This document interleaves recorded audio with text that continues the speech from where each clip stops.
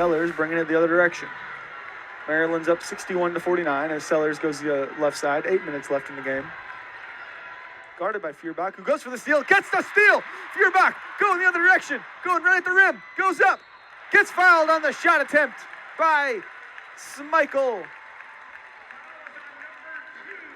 So she'll be shooting 2 free throws.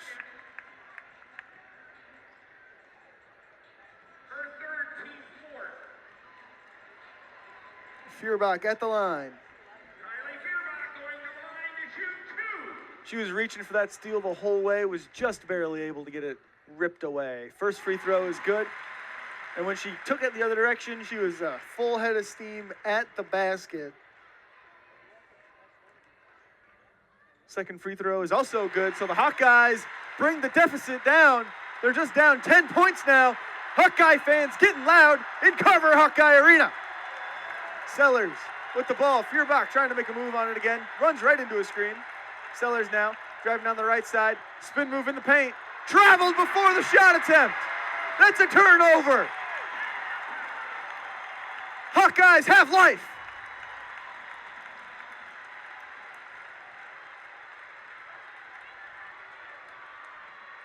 Inbound to Feuerbach, back to Guyton, who brings it the other direction.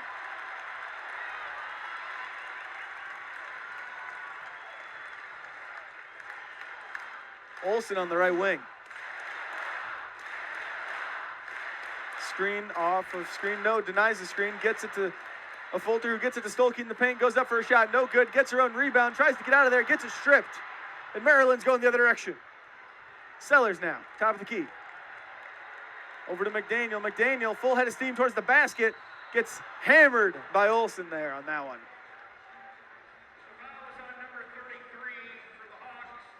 I'm going to put McDaniel at the line. McDaniel's been proven to be an issue. She's been proven to cause a lot of issues here for the Hawkeyes in this one. She's got a good handle on the ball, and when she's able to get downhill, it's hard to stop her. She's got 11 points in this one.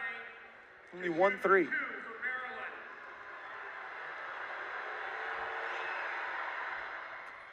Now we'll extend the lead on that first free throw. She hits it.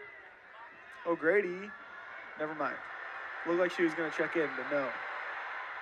McDaniel gets the second one to fall. Olsen brings the ball the other direction, trying to get across court quicker than the defense can set up. Did not, but off a screen from a Fulter. Kicks it back to a Fulter on a pick and pop. A Fulter, full head of steam at the basket, gets the layup to go. Now a Fulter guarding ball on the inbound and gets back. Sellers bring the ball the other way. 10-point lead for Maryland. A Fulter gets her hand on the ball, tips it out of bounds. That's a defensive play right there.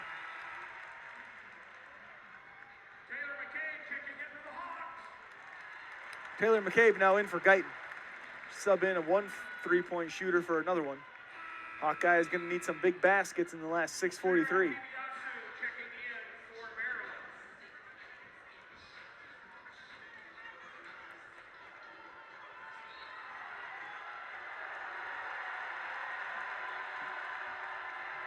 Stolen, the inbound stolen. Lucy Olsen takes it the other direction. Inbound pass now. Entry pass, to Stolte. Stolte around to Feuerbach. Feuerbach to McCabe. McCabe to a Fulter. A Fulter driving down the lane. Gets the layup up and gets fouled on the shot. Shot's no good, but she gets to go to the free throw line now. That steal turned into a quick possession there.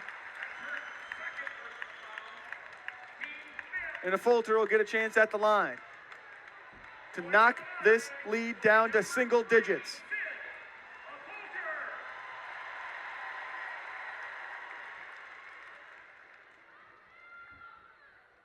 First one's up and good. So a Fulter cuts the lead down to 9. Herculean effort in the second half from the Hawkeyes. Second one's up and good from a Fulter. 8-point lead for Maryland. Hawkeye fans getting loud now. Tabasu bringing the ball the other direction, guarded by Olsen at the top of the key. Screen from Kubik, denied. Now right wing with the ball, guarded by Fulter. Now it's in the hands of Schmeichel. Top of the key, guarded by Olsen. Kicks it. Ooh, pump fake from Poffenberger makes a shot, 3, off target though. Rebound by McCabe. McCabe going the other way with a Fulton now has the ball on the right wing.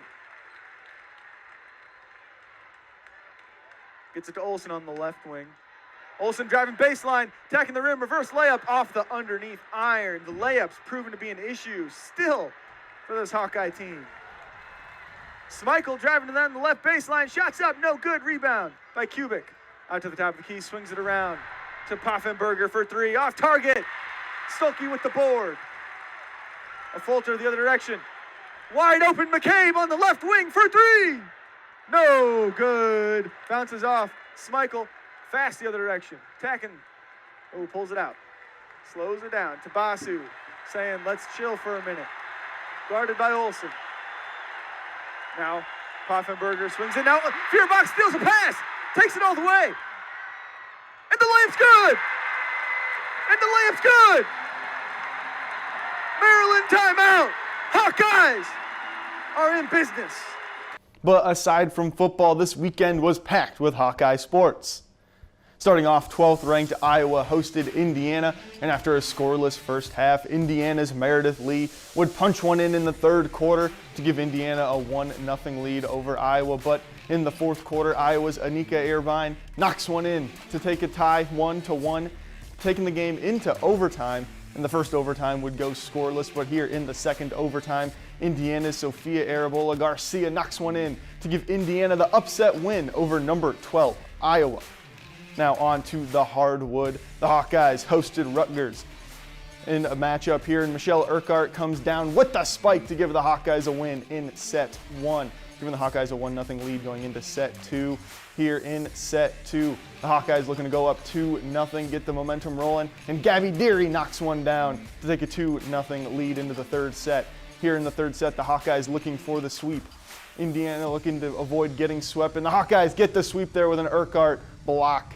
Keeping it on the hardwood here now, Iowa also hosted number 10 Purdue over the weekend. And Purdue's Taylor Anderson gets an ace there in the first set to get Purdue up 1-0 going into the second set there. The Hawkeyes never trailed in the second set, bounced back, set up a Malu Garcia kill to give the Hawkeyes a 1-1 score heading into set 3.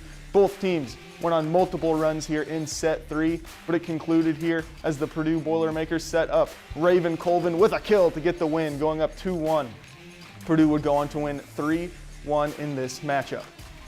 Now heading out over to the soccer field, number 9 Iowa went up to number 15 Rutgers, and here in the first half, Sophia Bush strikes first, getting the score, putting the Hawkeyes on the board up 1-0.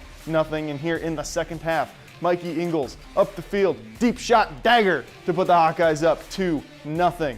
That ends Rutgers' 10-game win streak, hands them their first Big Ten loss of the season, and gets Iowa their first program win at Rutgers ever.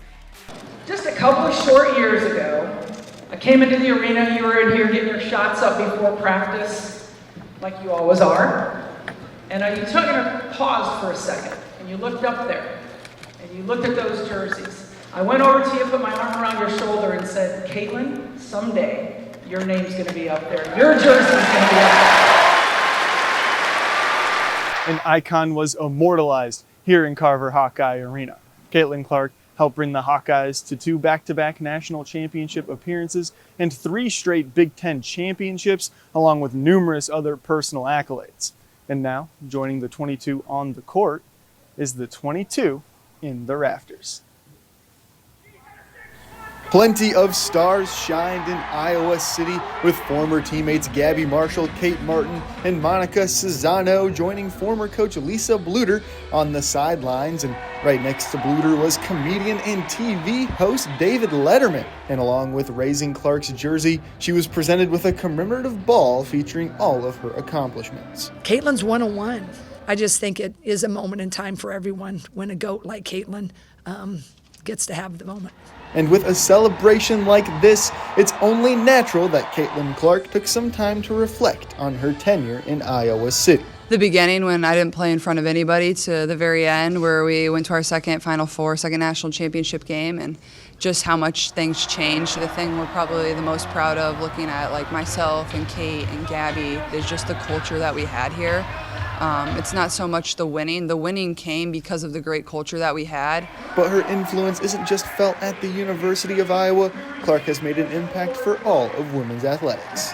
Those of us that have been in women's sports for so long, right? We've been there when people weren't. All the people in women's basketball now, they really appreciate what Caitlin and company did and hopefully what we did here at the University of Iowa. Now Clark will start preparing for her WNBA season with the Indiana Fever, where they'll have a preseason game right here in Carver Hawkeye Arena, where Caitlin Clark will look to give a show to the fans like she did all those years before. From Carver Hawkeye Arena, Brady Behrend, DITV Sports. Any guys out there that, you know, consider Iowa or want to be a Hawkeye one day, I mean, this is why you come to this place. Like, and some teams might lose in the bowl game and it might not mean anything, but, you know, just hearing you say like this at the end of the road is like, it's something that I still haven't even been able to comprehend yet. One of the things that makes college football what it is the finality of it. Players come into college as raw talents and they leave developed as people and athletes. But that means you only get a few years with those athletes, and as bowl season draws to an end, Iowa's time with their seniors is as well. We had a great group of 20-plus seniors. Done a great job for us during their entire careers.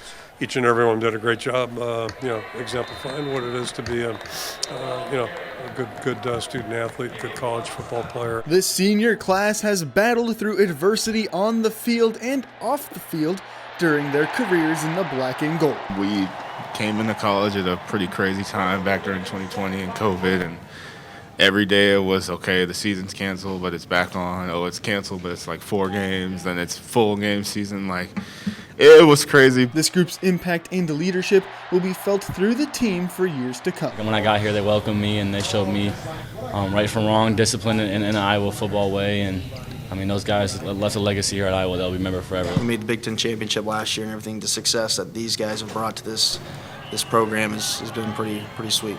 This class of 2020, I think we left the jersey in a better place for sure. But it wasn't all sad in the Hawkeye locker room. There were some lighthearted moments between teammates and friends. Castro told me that I'm currently unemployed, and that is a little scary because I'm no longer a college student and I do not have a job. And so rent is still due at the first of the month, guys. But as the new year approaches, the machine that is college football keeps on rolling, and the Hawkeyes will have to turn their attention to the future of the program while remembering those who left their mark in the black and gold. From Nissan Stadium in Nashville, Tennessee, Brady Behrend, DITV Sports.